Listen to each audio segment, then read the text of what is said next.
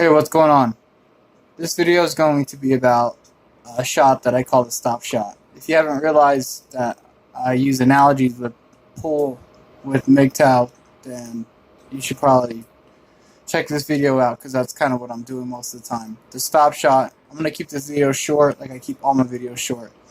The stop shot is a shot where if you're a beginner at pool and you don't know how to think 2 or 3 shots ahead, you basically use the cue ball to hit the object ball you're making, and then as soon as that shot is made, the cue ball stops exactly where the object ball lies.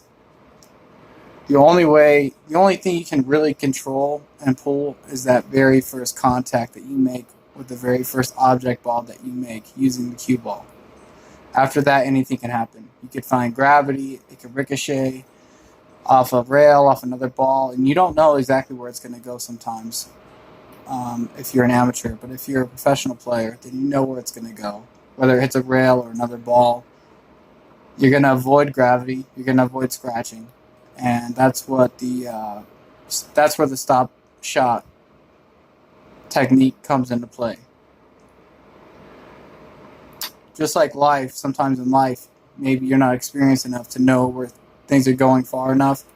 So if you can't plan things out well enough to know where your life is headed and what the things that you're doing today and how it's going to affect you, then I would say move one goal at a time. That's where the stop shot comes in. And once that goal is accomplished, kiddo, come on. Once that goal is accomplished, you should stop right there, dead in your tracks, and you should look around and reassess the table and reassess your life.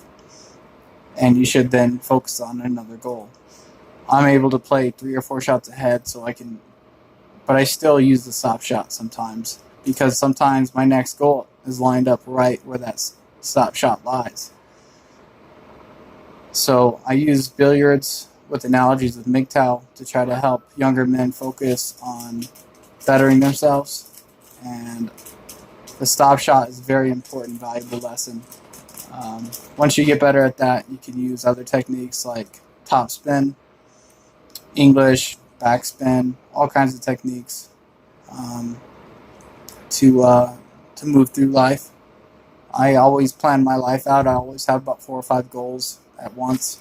When I play pool, I always have 4 or 5 shots lined up ahead of me, so I know whether to use top spin, backspin, or maybe a combination between backspin and right-hand English, or outside English and topspin, or left-hand English and backspin.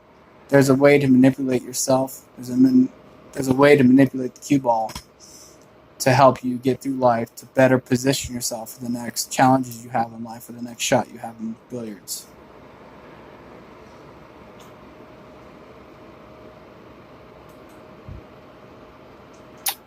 But yeah, to me, I use a lot of references to billiards as analogies to talk about life, because in life,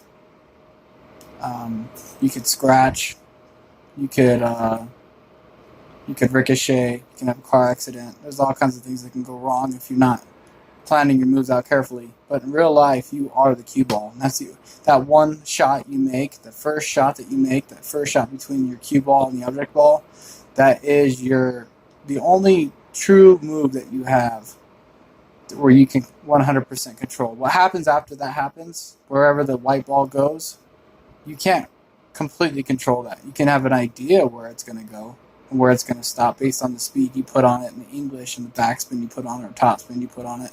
You can have an idea where it's going to go, but you don't 100% know where it's going to go. That's up to you. But you might not know what you're doing until it happens. So try to plan your moves out carefully in life, guys, and try to plan your moves out carefully on the tables. That's all I got for now. Take care. You are the cue ball.